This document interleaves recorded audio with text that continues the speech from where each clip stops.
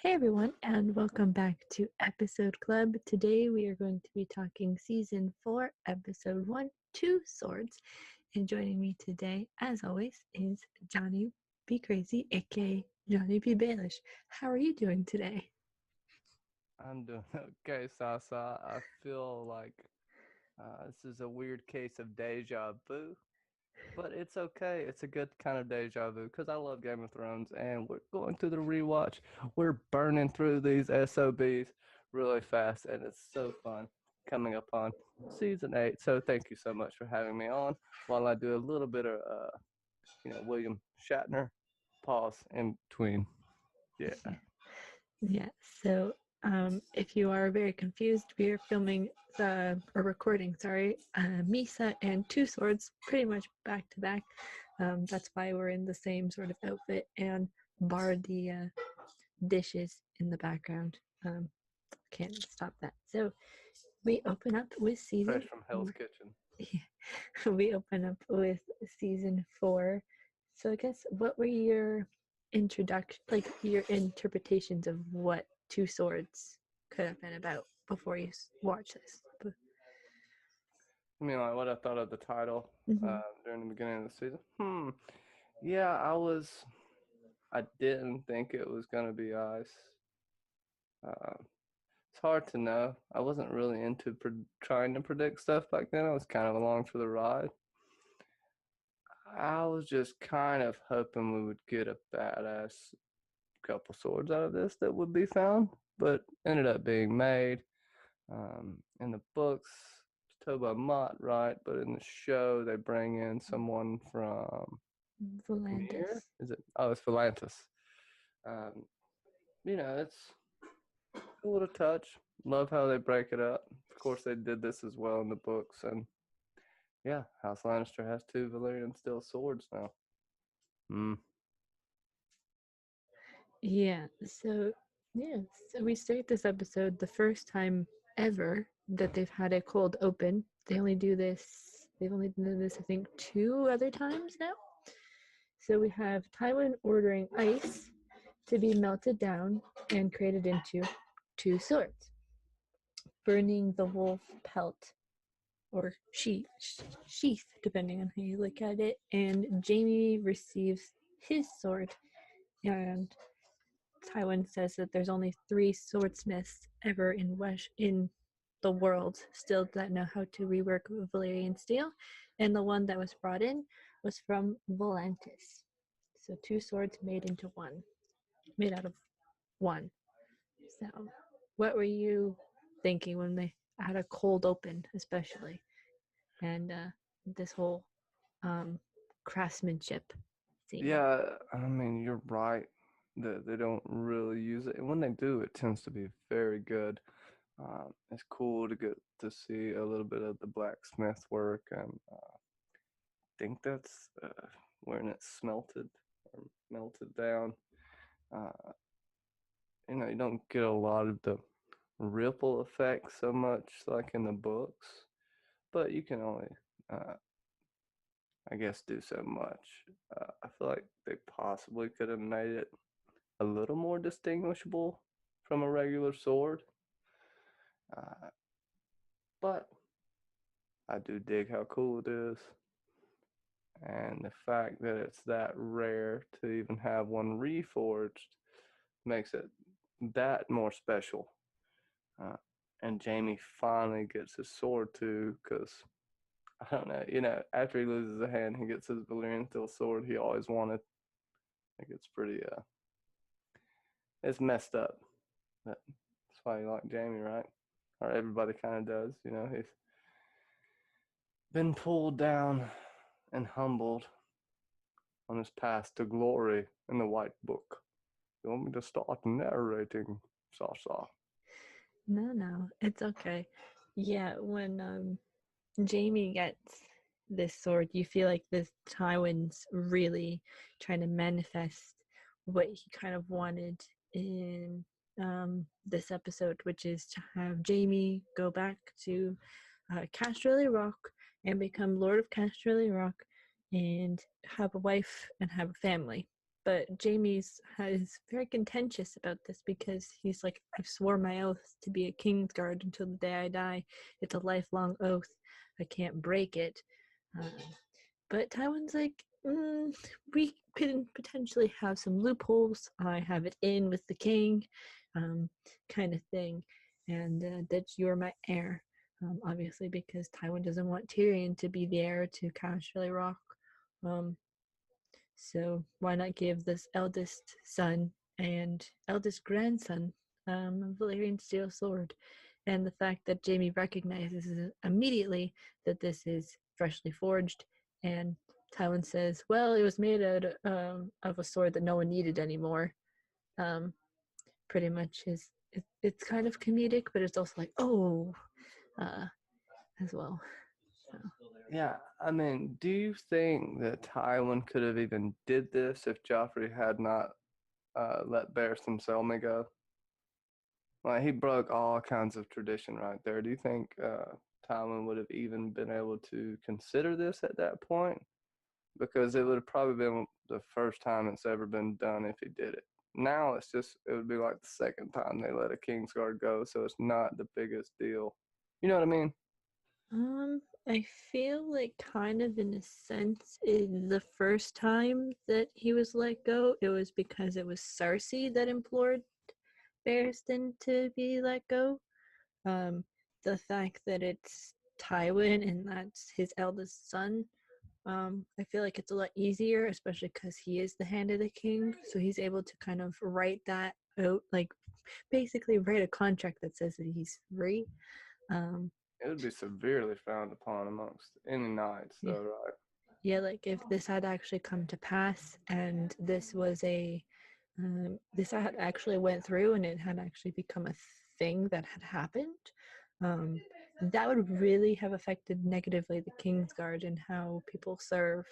Um, it's almost kind of like how, in a sense, that would change kind of the Night's Watch as well. Like kind of how the Night's Watch kind of changes.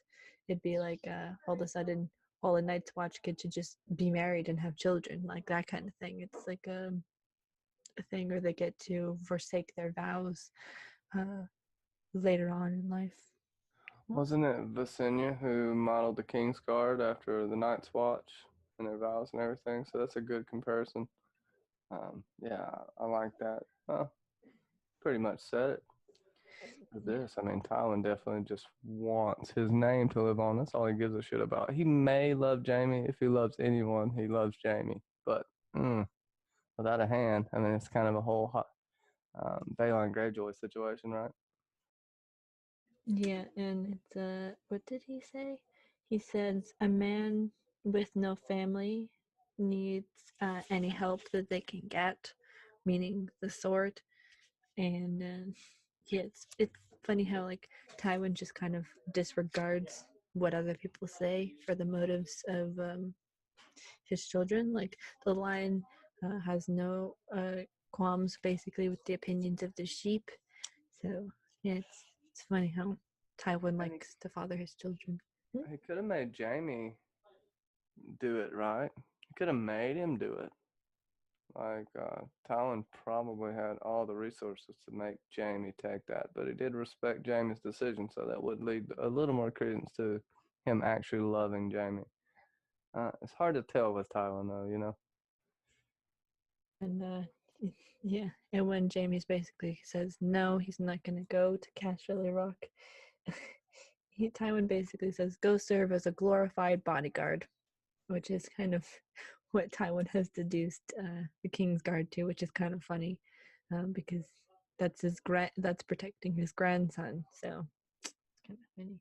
The next scene that we have in this is uh, Podrick, Tyrion, and Bronn waiting for the royal procession from Dorne to show up, and Yellow balls.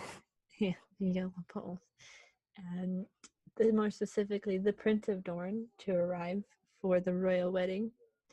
And Podrick knows all of the banners from all of the Dornish houses, which kind of surprises Tyrion. and that pretty much Oberyn had arrived earlier in the day and he's somewhere in the capital.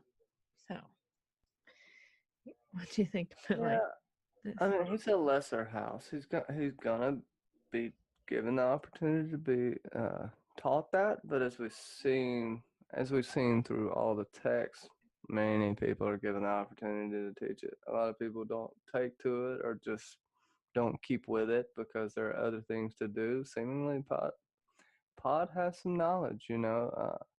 How much?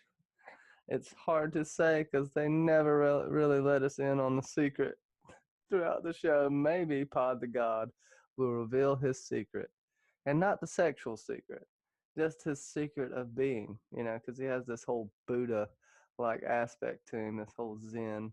So, yeah, I mean, and Braun kills me. Just yellow balls. Anyways, yeah, Tyrion's just like, yeah, I'm the expendable one that can be killed.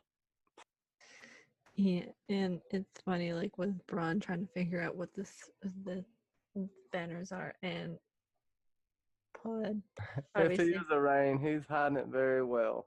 Mm-hmm. And the fact that Pod, like, even though he's a minor house, he is a pain though. So he is able to kind of distinguish which is very well done, especially from as far of a distance that he's having to look at the sigils from. So I guess his Love that still shot, by the way, of Trump. yeah, the maesters probably were like testing him from like 100 yards away. Can you tell what this sigil is?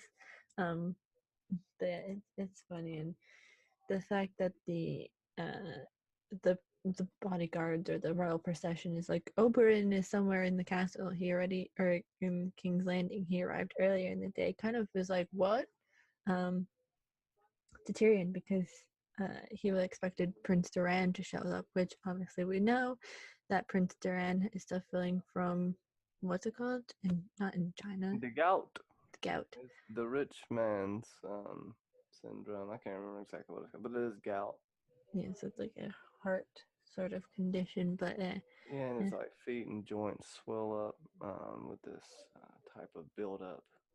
It's really rough, but you get it from like a really rich diet. So that's why it's called the rich man's disease. You usually don't get it unless you can afford a lot of food. mm-hmm, But yeah, the red viper of Dorne. He will not take a normal greeting. He's going to sneak in. You know. I don't know why I had a lisp there. mm-hmm. And speaking of the Red Viper of Dorne, we have Oberyn and his paramour Alaria Sand in Baelish's brothel, and basically Oberyn has to pick between, and his paramour Alaria have to pick between three different girls to spend some afternoon time with, and once the girl has been, Honeyer? I guess so, and once the girl has been chosen, Oberyn decides that he also wants a male counterpart besides himself involved in this special time, which happens to be the same man who was involved with Loras Tyrell, which is kind of a funny thing now that I go back and look at it, how that man has been important into two different, I guess, major houses and involved like that. And yeah, and Tyrion, or not Tyrion, and then Oberyn overhears the Reigns of Castamere being played, and shit goes down from there. So, and what did you So think? he spoke, and then so he screamed, ah! Uh, yeah, we get to see the bisexual wonder that is Oberyn Martell. So smooth. I love his intro into the show. You know why all the world hates the Lannister? Well, I do, and he definitely does. I'm on the same page with him. Uh, they tend to be a little puffy of chest and like to be braggadocious. Uh, no pun intended there. Uh, but you see how much she already knows of the human body and anatomy just by how he stabbed the man's hand and talks about the main artery in the hand or the vein. And I don't know. good little intro. Let you know what he's all about from the very beginning. And if you didn't know, later he tells you why he's there, what happened to his sister, who is Elia Martell, Rhaegar's first wife. And yeah, that's an important detail because she said because Oberyn does say the last time he was in the capital, like if I can remember correctly, it's like last time in the capital was many years ago. Another wedding, my sister Ilya and Rhaegar Targaryen, the last dragon, and then he talks about how his sister loved him and left left her for another woman, and talks about how she cared for her children and how she wasn't like traditional princesses or queens with her children, that she actually took care of them and didn't pass them off to milkmaids and different forms of care, that she actually took care of her children and loved her children, but that because of the rebellion and the war, that his nephew and niece had been murdered and their bodies wrapped in Lannister cloaks, which, man, like to hear that not only has your sister died, but she has died in a pretty horrific way, and that your relatively newborn nephew and young niece have been also murdered because your brother-in-law decided, your now I guess estranged brother-in-law decided to go and find a new bride. Yeah, you'd kind of be angry just at that, but the fact that another house was involved in the demise of your sister and her children, that's that's heavy, and that's something that Oberyn feels pretty much for the rest of this season. Um, yeah, it's He's been waiting a long time for his revenge. He's patient man, for the most part, till the yeah, end. Weirdo.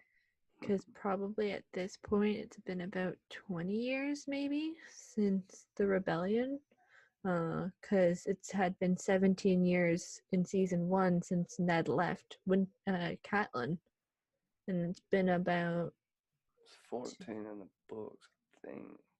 Yeah, because John's 14.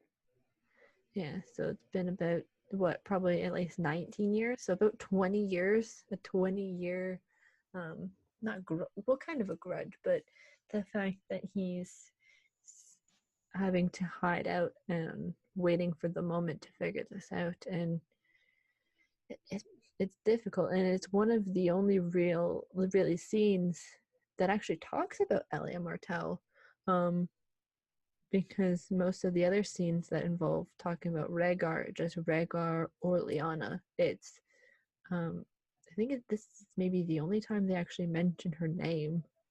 Um, Yeah, I mean, I think Ned kind of hinted at it, but didn't really discuss it. This is the first time you kind of hear it outright said. You yeah, hear what happened to the children, you hear this and that, but yeah, good point. and you can, as because I was his younger sister too, so that it's hard to sit and watch by when someone else gets to take what should have been your niece's or nephew's throne. And oh, that would have been, oh, I could only imagine what would have been the potential of like a story if Oberyn had met like Jon Snow or something. Oh, there's probably some stories out there about like fan made stories about Oberyn um meeting Jon Snow or something. Ooh, that would Yeah, I be. bet there are some stories out there. And yeah, so the next scene we have is Dany and the dragons have some playtime. If I can get to this, Oh, cuddles for the dragons. if I can get to it. I forgot how long this whole scene is here. Yeah, so the dragons have some playtime, and well, Rhaegal and Viserion have some playtime with themselves, even though that may be hashtag phrasing. Um, but Dany is sitting with Drogon, and uh, yes, they have slaughtered a sheep. Um, But Drogon says that dragons can never be tamed, and yeah. Well, see, this is kind of what throws me off when we go into the later seasons. We have this whole thing of their wild Drogon snapping at her. We see kind of the consequences with Marine, and then it's all kind of just shot to the wind when she's taken out and in danger. But we know that Drogon only came because of the smell of blood. That's confirmed. Yeah, the Um, dance, right? yeah, and if I don't know, is that going to play a factor into the long haul? Or one of these dragons going to go rogue at Winterfell? Because I don't know, there's a connection there, but you obviously see like a rebellious nature to these dragons. But I don't think they're going to go that route. They seem to be so bonded to her at this point, which I guess the longer they're together, the more she'll bond with them. The only thing I can think, but they were suckling her breast in the damn books, so I don't know how much closer she can get to the dragons. I don't know. You go ahead and rant on it. I'll Yeah. talk about it forever. It's kind of funny how she's kind of just really close to Drogon, and you can kind of tell that he is mommy's favorite. Is it because she likes his coloring the best, or is it because the person that he is named after is so close to her heart compared to Viserion or Rhaegal? Um, who knows? That's maybe a question. Um, why is Drogon her favorite dragon? Is it just because it's the one that we just wanted to really have her bond with in the story slash in the show, or is it there's something more philosophical behind it? Is it because it is her dead husband's dragon's namesake, um, dead husband's namesake that is important, or is it just because they just wanted the black dragon to be like Balerion the Black Dread? Well, she has to bond with one over the other. As a dragon rider, it's kind of natural. Uh, Mhm. Balerion was bigger than the other dragons, but he was older, so it makes you wonder why he's bigger here. In the books, he's bigger as well, but we also know in Marine, when she chained him up, that inhibited had to halt Viserion and Rhaegal's growth a little bit. Yeah, I think it's the Dragon Rider connection, and also it's the only thing I think she's ever truly loved is Drogo and the baby. But yeah, and she's still attached to him, as you see. And that remains the question going into season 8. Is she really gonna open up to John? Is this just a fling like Dario? Because they do make a point of her saying, "This man loves me, blah blah blah. I feel like I should love him, but I have no feelings at all." And is that going to come into play? I said I wouldn't freaking rant. Yeah, well, she does say that John is too small for her, or too little, as she would use that proper language. Yeah, because she's used to Dario, who's probably what, a couple inches taller than her, and Drogo, who's probably over like about a foot taller than her, probably, or at least half a foot taller than her. Um, so to have John, who's only maybe about less than a couple inches taller than her, is probably something that she's not too used to. Um, Also, probably as well that like Drogo and Dario probably, I guess, not to bash Kit Harington or anything, but probably are more like outwardly muscular, I guess, in her eyes almost in a sense. So it's for her to have like someone who's more slim build, just naturally like slim build is probably just something she's not used to. Anyway, I am rambling. And the second half of this scene is where we meet Dario 2.0, and um, yeah, it's the contentious scene of how the Dario grew a beard and dyed his hair. yeah. So he grew a beard and cut and dyed his hair, and it became curly all of a sudden. So they couldn't have made like a scene where they either mentioned it or uh, just made the actor have a wig for like a couple episodes and then do that transition. Like continuity error on D&D's and the hair department's fault severely. But this whole scene sprouts about how they had to have a competition, so who could ride next to Daenerys, and she says none of them because it's going to Sir Jorah and Sir Barristan are supposed to ride beside her. So what do you think about this version of Dario? No more Francis. Well, I mean, when I first saw this, I didn't even know who the guy was. I didn't know that was Dario. I thought she was just getting Sir Worm back, and then you kind of realize it's Dario over the course of events. Yeah, I do think they could have did a little bit. All they had to do was honestly just shave him. I mean, that would have just helped a little bit here. Uh, but maybe they liked the look and they felt that you didn't see enough of the first Dario that it wasn't going to throw you off, but it did. Um, and it also, the whole is Grey Worm going to be a knight, which almost seems a given unless he dies, Mm-hmm. which is set up. I think that's why they put Masande and him together to make his death more impactful, but that could just be me thinking that. Go ahead. Yeah, it's this scene's just kind of funny how they have like no aforemention of the change in actor really.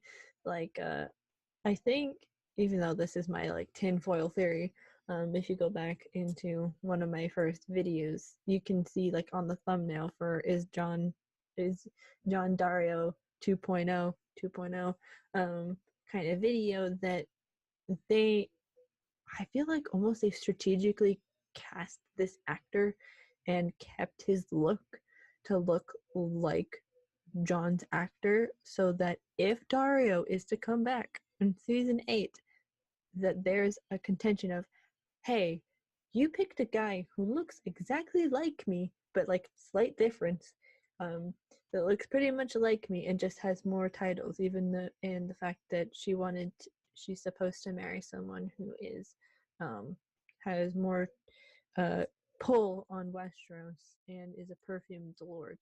So like the fact that these two actors look very similar, it's like, especially like going back and watching all these episodes again, I'm like, wow, like they really, really picked someone who looks exactly, or like looks wise, looks similar. Because they could have picked from a wide variety of people, and they picked a guy that looks pretty dang close to Kit Harington's actor or Jon Snow's actor. Yeah, like they could have done something and they just didn't do it, which is kind of like, ugh.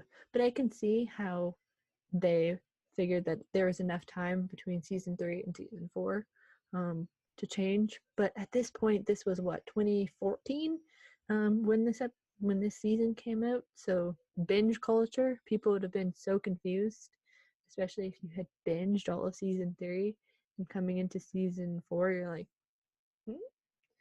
But maybe we're reading too much into this because we analyzed pretty much every single shot of this episode. You're muted, I think.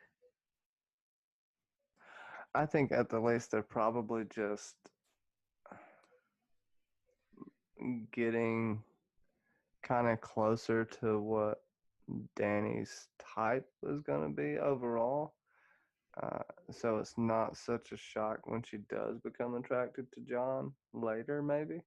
Mm-hmm. And they might have made this decision in this season to do what they were going to do. Of Mm-hmm. course, I do think we go back to the whole Dario fighting for love. Well, what the hell is he doing in the Free Cities? I feel like he's going to have to come back. Like you said, I know he knows what's going on. He's good at getting information, so I could see him coming back with the Golden Company. I agree. Yeah. Yeah, if you want to hear more of my thoughts on this, um, I'll link probably the video where where it's predominantly all Dario 2.0 scenes and how that could fit into John's storyline in the future. It's one of my first edited videos, so bar the editing skills, but the knowledge in the script is there. I hope. But yeah, so they just Danny sasses the two of them, and they go on their merry way. The next scene is Sansa, and she is struggling to have food because she is too heartbroken after the events of the last couple of episodes. But Tyrion tries to console her and to help her with her hunger strike. And she decides that she wants to go to the Godswood because no one will talk to her while she's there. So, what do you think? The heartbreak. I don't even pray anymore. She's done giving up in God. It's very sad. Also, Shay, goodness gracious. Oh, Tyrion, why did you hold your wife's hand in her time of need? How dare you, Tyrion, do that to Shay? Did I freeze? Oh, okay. Yeah, why, Tyrion? I mean, Shay has been nothing but great to you. It's not like you've paid her or anything. It's not like you gave her a better life than she's ever had. Yeah, sorry. Shay the funny hooker, as she calls herself. Shay the funny whore. But it's sweet of Tyrion. It's a little more in depth of Tyrion, someone to console Sansa in her time of need, but she's not really having it, which you can't blame her. My goodness, she's handling it better than I would. I don't know if I'd even come out of my solar or whatever the hell you call it. Solar chamber, whatever you want to call it. Yeah, it's a her mother has been, or her father has been murdered by the Lannisters, and her mother and her older brother have been murdered technically by the Lannisters and the Freys. Her sister is presumed dead. Her younger brother's presumed dead. The only person that she maybe thinks potentially could be alive is John, and we know that she barely thinks about him at all. So yeah, she's alone in the world, and like you said, she's a little bird in a cage by herself, which is a thing that like Sandor likes to call her, a little bird, and Cersei likes to call her little dove. And the fact that Tyrion wants to give her essence of nightshade to help her sleep is caring, because obviously they didn't go the route kind of like they gave him the route of being nice and kind and gentle to her, which is nice. And yeah, Shay trying to seduce Tyrion when she knows that she shouldn't do it. Insecure much. And she's kind of jealous in the sense of Sansa, in terms of how Sansa pretty much can be as open with Tyrion in public as she wants to, because obviously Shay has to hide her relationship with Tyrion, and yeah, but Tyrion has 100 things he has to worry about, and Shay doesn't care. She just wants to have some sexy fun times with Tyrion, and she like, uses what Varys did against Tyrion, thinking Tyrion did it. He has no idea what the hell she's talking about. mm-hmm. So it's like a perfect storm of things from Tyrion just trying to do the right thing in this sense. And then Get slapped with it. mm-hmm. And then there's the reveal that there has been a spy listening in on this conversation, who's one of Cersei's, presumably, which doesn't bode well for later on in this season. I think it's the same one that saw Sansa's I think blood. so. She just has short hair Blood? now. I Yeah. think so, yeah. I think so too. Probably if they had the same actress do the same. But yeah. Yeah, isn't it in that where she wants to, yeah, anyway. Yeah, it's a crazy thing. And there's the spy. So Is this it Talissa there or something? maybe Shay and Talissa are the same person. Who knows? Maybe, Um, man. so Jamie receives his golden hand, and Cersei is there, and she basically tells Qyburn that he is so helpful. Not, and Cersei reveals that she's been getting drunk. Jamie notices that Cersei has been, I guess, progressively drinking more since he's been back, and she basically says, "Well, I lost my husband, and I almost died in a siege, and then my husband, now my son's being married off to this whore, and all of this stuff, and like basically giving excuses about why she's drinking more, and Meanwhile, Jamie's been living in piss and poo and lost a hand, and she's like, whatever, dude. mhm. Whatever, bro. You're old news, bro. And Jamie wants to have at least a kiss with her, maybe more, and she's like, "Nah, fam, not today, or not ever," because he goes, "When?" and she says, "Never," like, no. Um, Too late, Jamie. yeah, but he kind of gets what he wants in a couple of episodes, which is contentious, which we'll talk about, I think, on a podcast actually. Um, when this happens. So, but yeah, the fact that she trusts Qyburn a lot, though, is even though Qyburn is not actually an official maester, that he's just To knows be how to. fair, old Kinky James has been the only one around, and almost anyone would be better than him. Plus, Kyburn does her little dark little secrets, or he helps her in this Game of Thrones type deal. Yeah, So he's a weapon for her, whereas Pycelle is a puppet for Tywin, and she knows it, I think. Plus, she hates the stinky bastard. yeah, the cat, the dead cat smelling man. So then I guess the poor women then have to sleep with Pycelle. Mm, like that's almost torture in itself. It's like, yeah. Um, Poor Ross. And at the end of this actor, she says that Jamie took too long. The spy arrives, obviously, with the news about Shay, which comes up, I believe, next episode with Shay's sort of identity coming to pass. Um, the next scene we have is Ygritte and Tormund, where she's making arrows while Tormund's talking about what they have to do next. Um, so this is a funny scene, and it's a moment of kind of levity, in a sense, because Ygritte um, is making arrows, and Tormund talks about like how she basically let John go, um, and that if he was and that there's so many crows at Castle Black, and how they had one and they'll let him go, or that she let him go. And then we meet the Thens this scene. So, what do you feel about these two and their small party, plus the arrival of the Thens? First off, Ben, just watch out, Mama and Papa. Um, hashtag Ollie sucks. Hashtag sorry, Ollie. Hashtag damn it. Hashtag Ollie's introduction this season. Egret's gotta fill her mind up with something, and making arrows is the best thing she could do. She knows she probably didn't kill him. Tormund kind of has a feeling and says so to her.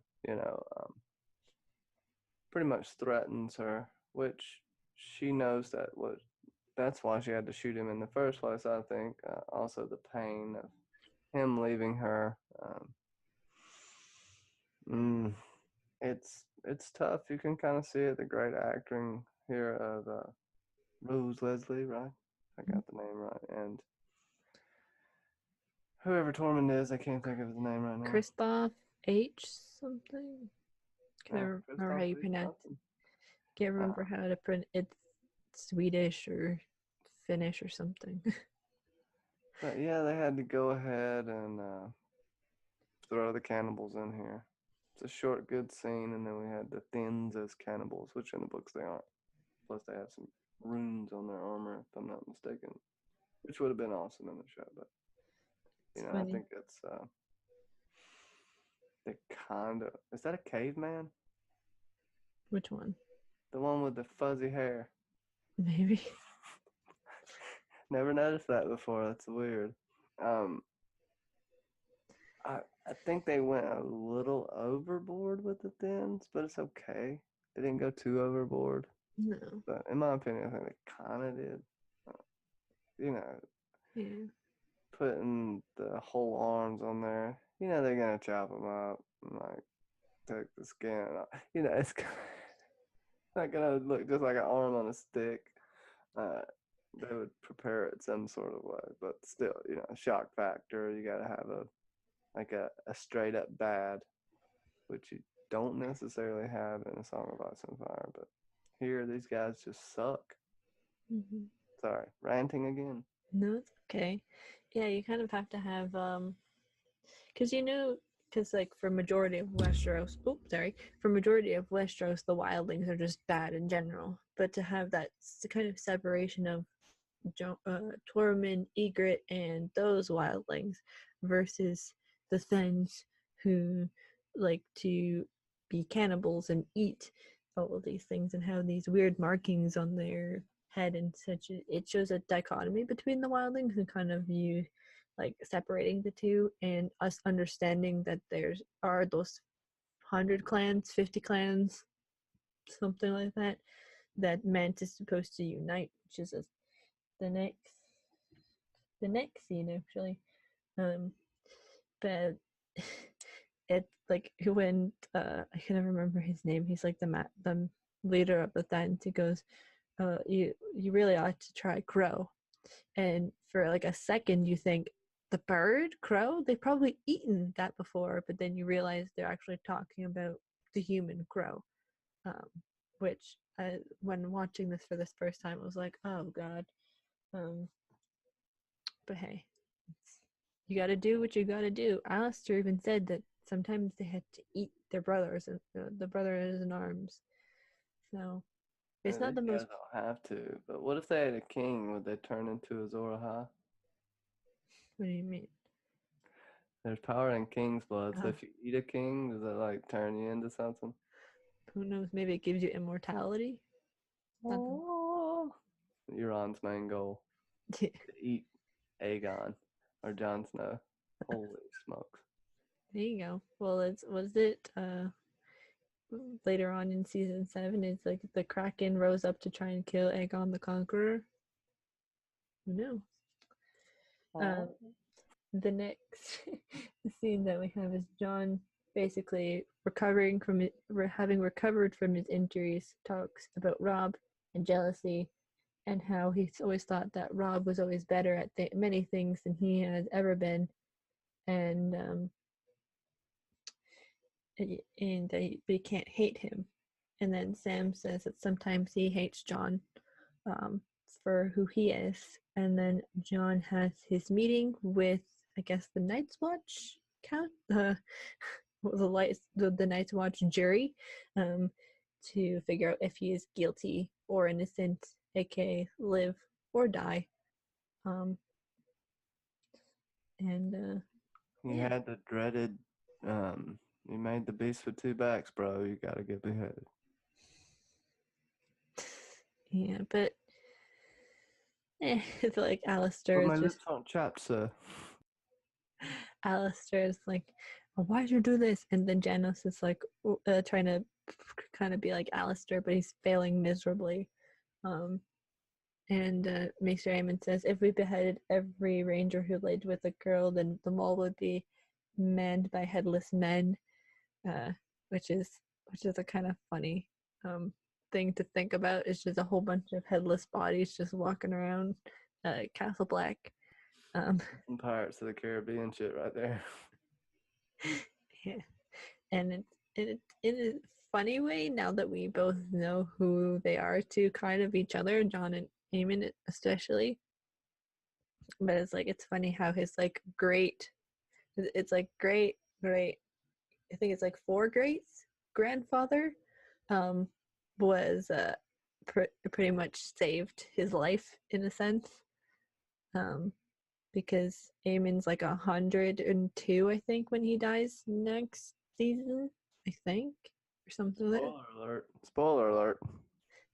We all know this is episode club and we're not full of, we're all full of spoilers. Um, but yeah, it's kind of funny how this scene plays out, and especially with Maester Aemon says like, with Alistair and Maester Aemon, how do you know who's telling a lie? And Maester Aemon says, I grew up in King's Landing. So, what did Maester Aemon like? How does Maester Aemon know how to tell who's a liar, who's not, just because he is Targaryen?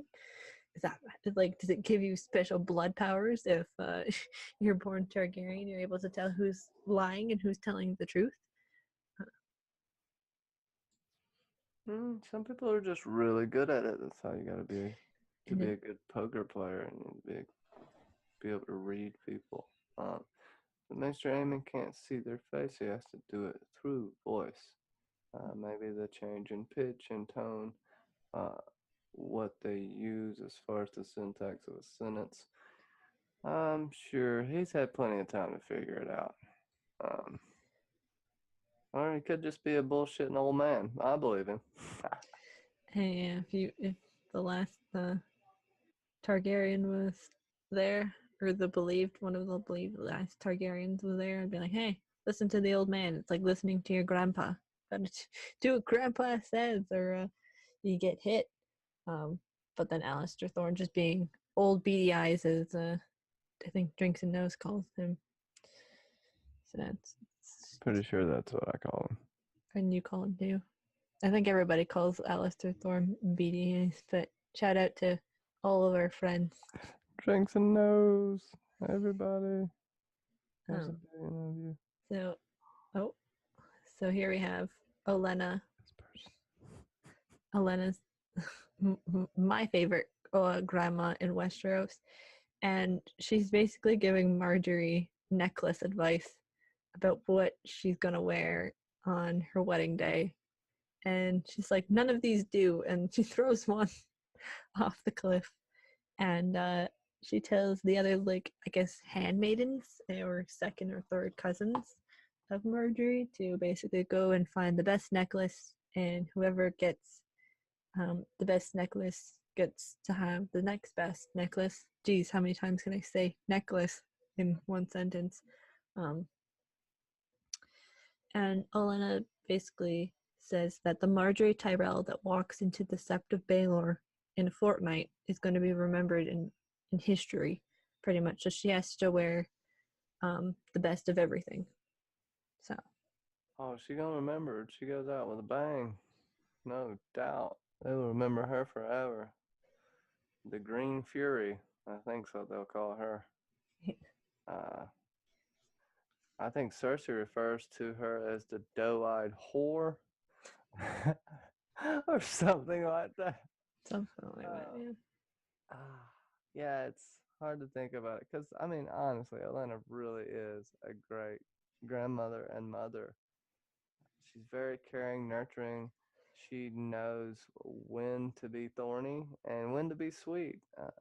She knows she'll get the best necklace if she makes it a competition between the ladies in waiting. I think it's kind of what they're called, or handmaidens.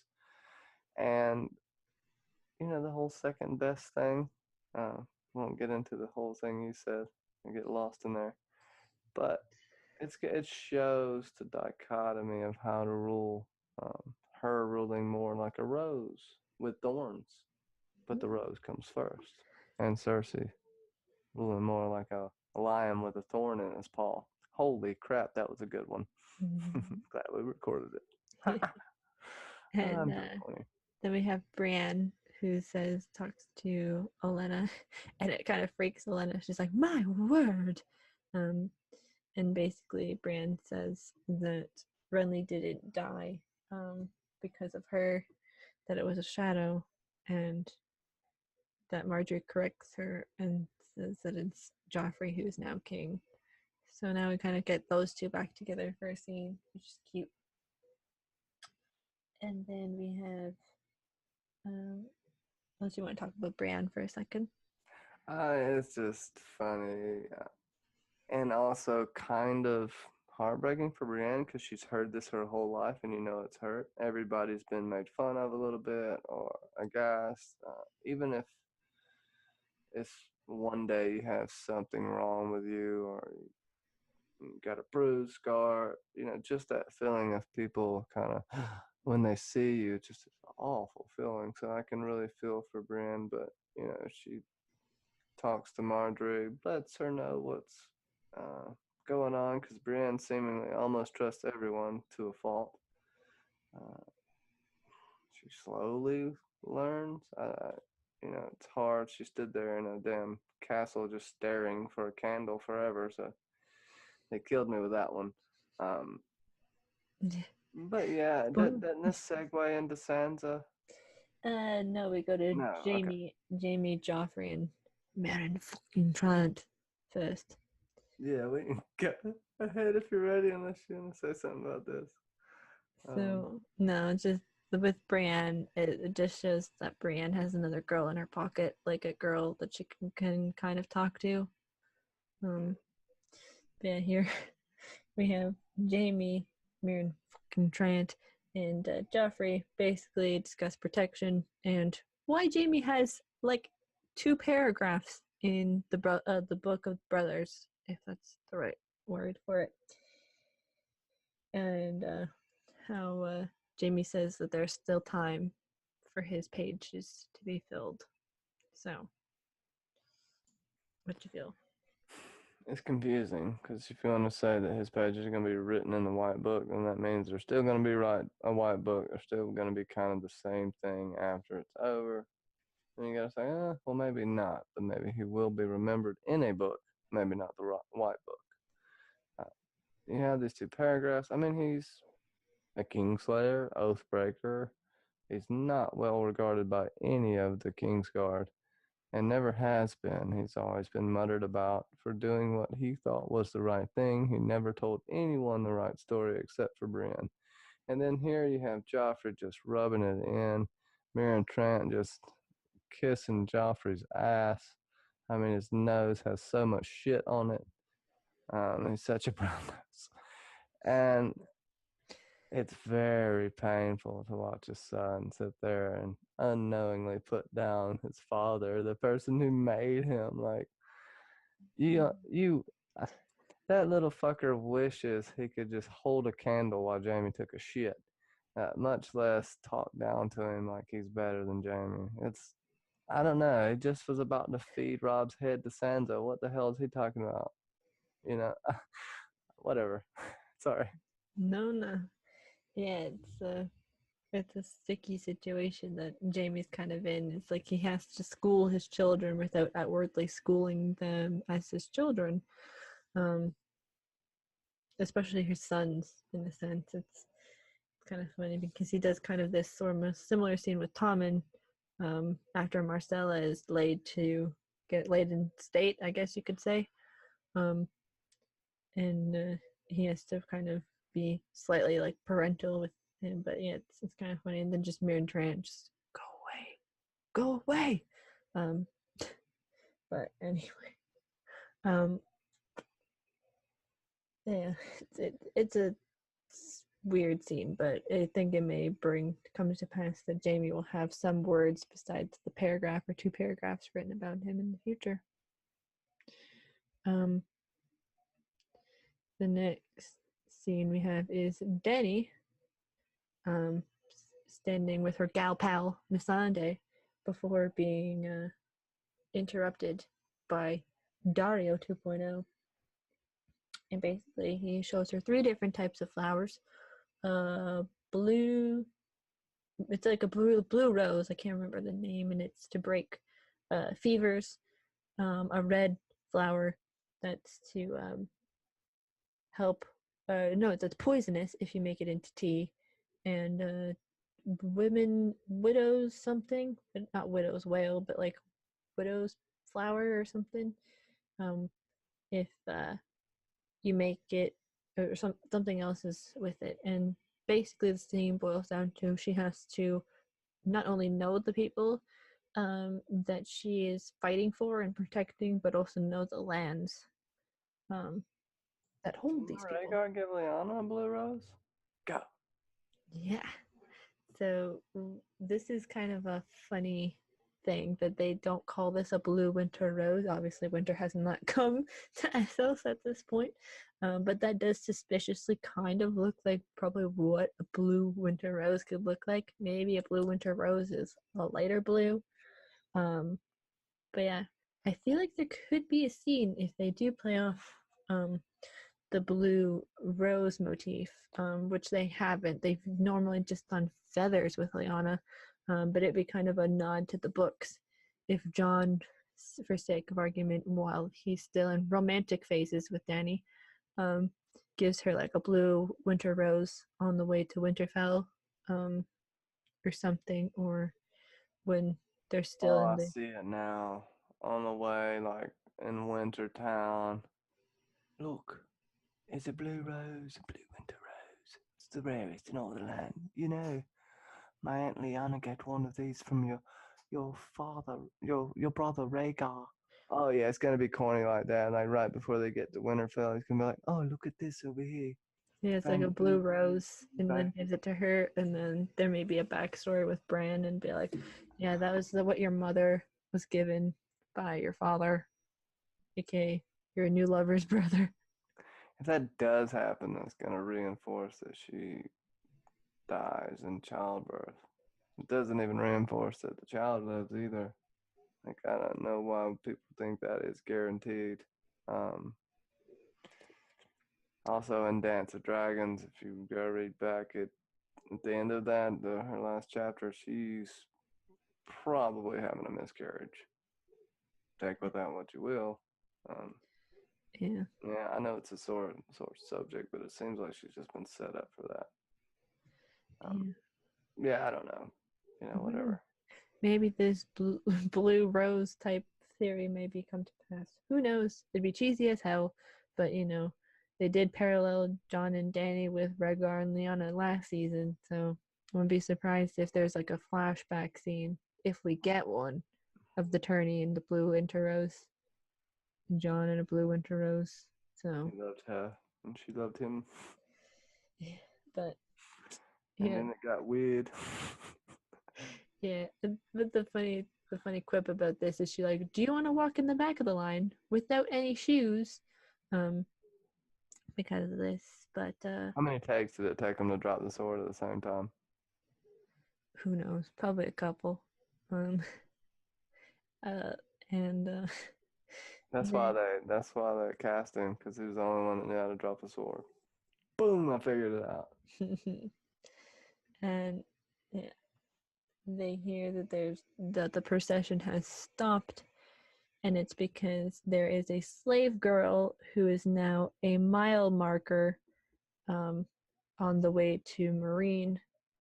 And Danny says that she wants to see every single person who is the mile marker, and that they should all be buried without their collars on them.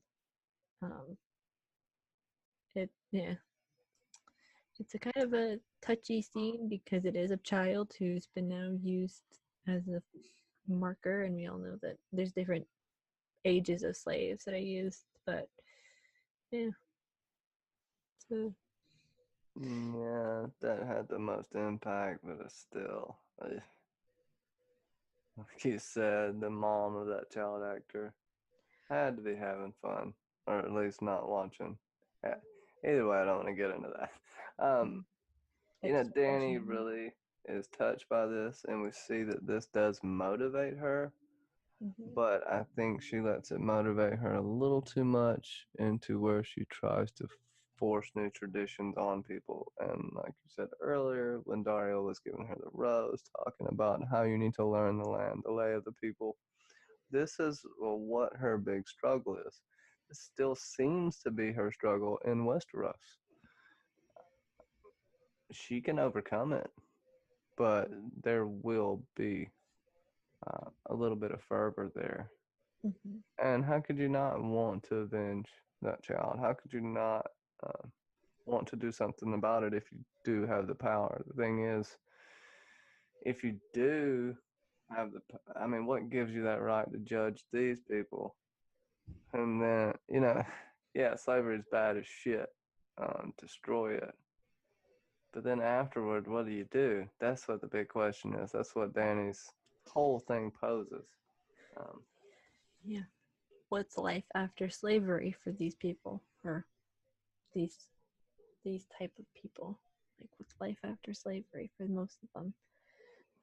And the next scene is Santa being watched over by Brienne and Jamie, but she's in the Godswood.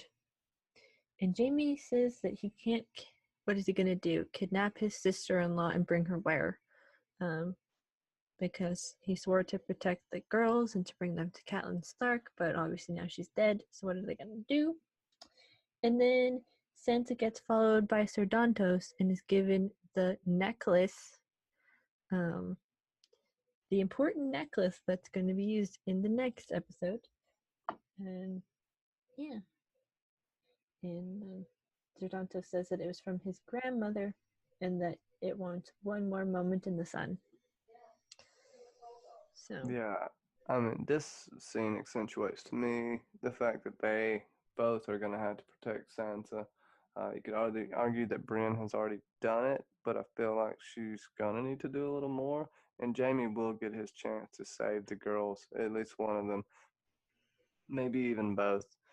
Uh, I feel like he has more of a connection to Sansa just because his siblings are the ones that basically made her miserable this whole time. Arya, you can argue she was on out alone. Yeah, his siblings screwed her up, but he's a little what would you say, separated from her, so it's not as close. So I could see him saving Sansa, and then you have Dantos, which is set up for later. Little purple crystals.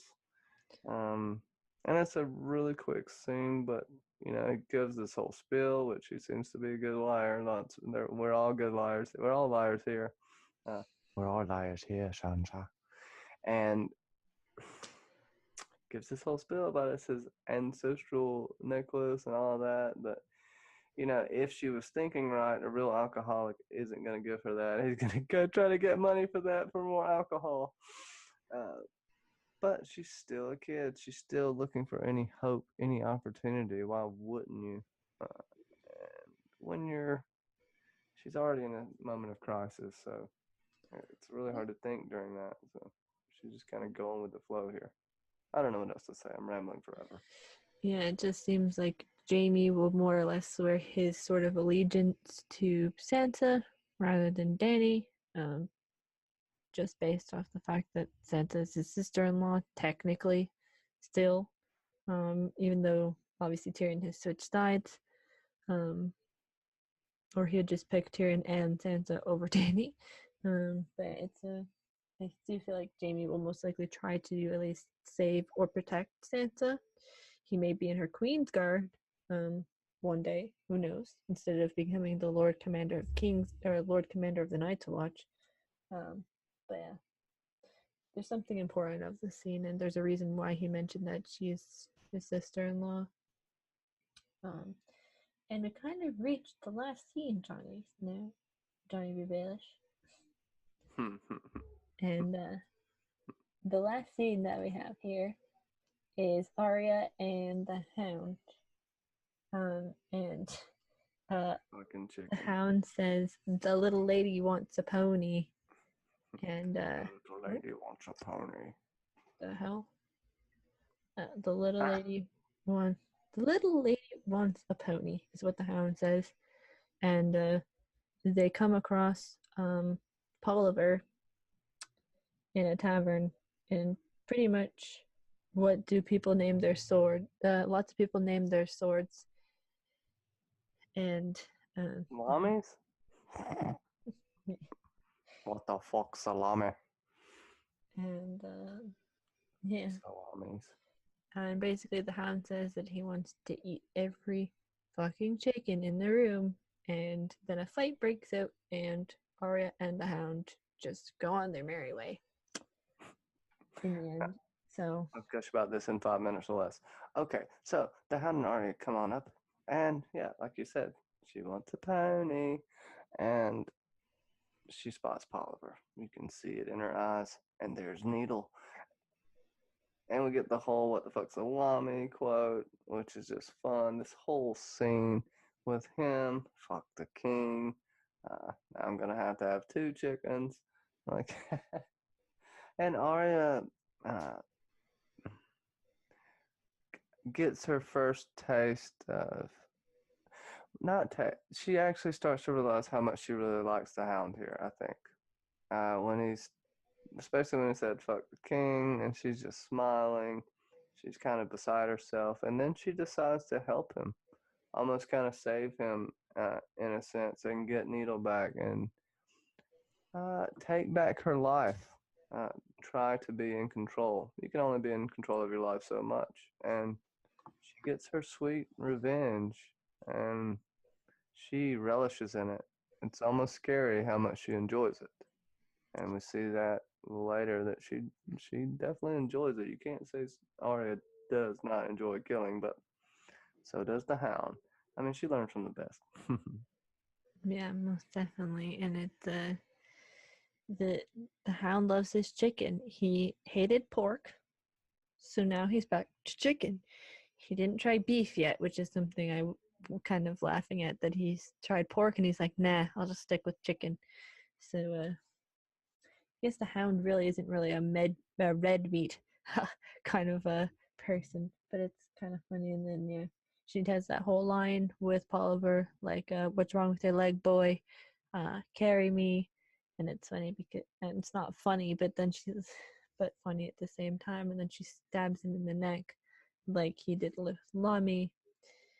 And the scene ends with her getting her pony, and her and the hound riding off to the Erie, because that's where they're going technically, even though I don't think it's been revealed yet. That's where they're going. But that's where they're going. Is they're going to the Erie to have her ransomed off to Lysa Arryn. You know what I just thought about too? Mm-hmm. Arya's journey is like a more exaggerated journey that Tyrion had with Catelyn. At first, he was a captive. By the end, he didn't really seem like a captive anymore, just kind of a captive in name.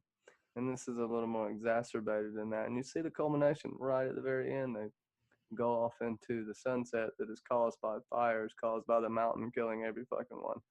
So, not an actual sunset, but they go off into a blazing glory. Um, I don't know. Just I feel like the Hound thinks Arya is the child he'll never have as well. Um, it's really heartwarming to see. You know, he And is being hard and tough with her, but he's giving her the real truth. He's not holding back. But he's also not treating her like shit. He's treating and her like an individual. yeah, and even if he did, who knows if that child would have acted like exactly like Arya does.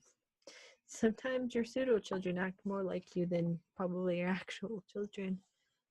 Um, but yeah, it's a great season premiere, for a really, really crazy season. It's one of another season that sticks pretty close still to the books. There is some diversions, obviously, but it's pretty close to the books. So, what is your rating for this episode? Oh, I gotta give this one a 9 Polliver poopy pants. I don't know. That's so stupid.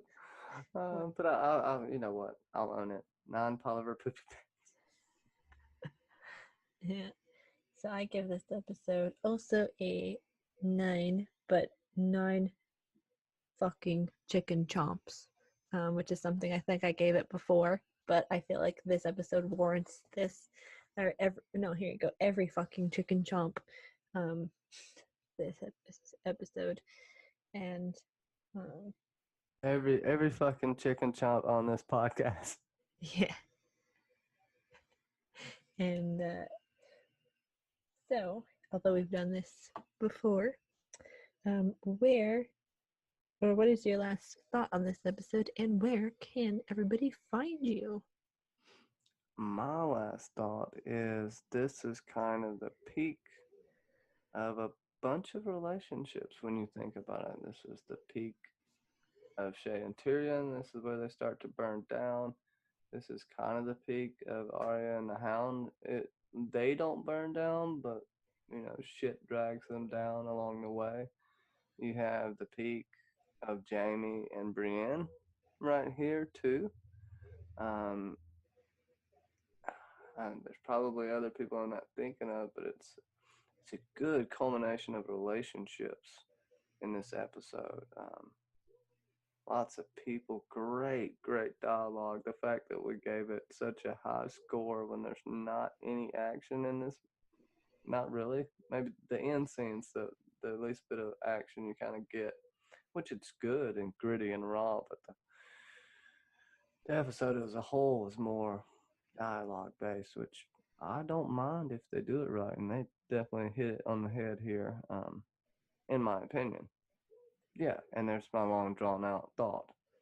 You can find me at Johnny Be Crazy and the Cylon Johns and Episode Club. Uh, Fire and Blood on Johnny Be Crazy, Sundays at 1. Quickie of Ice and Fire video series comes out every Sunday. There's already 2 there, Aegon and Rainey's. Also, Friday nights at 9 p.m. is the Cylon John spoiler-free rewatch of Battlestar Galactica. And then Wednesdays is Episode Club. Is always a fun time, and just look out on my channel for random streams plus Fire and Blood book, all that good jazz. Blah blah blah. Self promotion. Yeah, you kind of, and also follow Johnny on Twitter and Instagram, because you get on Twitter, you get nice pictures of Johnny and pictures of his dog James Franco. So there you go. And you can follow me here on my channel. You can follow me on Twitter and Instagram under the same handle. You can also find me on Johnny's channel, and you can also find me on Cylon John. Tomorrow, for this episode, we will be going over season 4, episode 2, The Lion and the Rose, aka The Purple Wedding. And it's a good one. It's Joffrey's death episode, so this was Joffrey's last full episode of television. And yeah, it's a good one. And some other stuff happens in that episode, but the Joffrey death is the biggest thing. And we will see you all in tomorrow's live stream. Bye, everyone.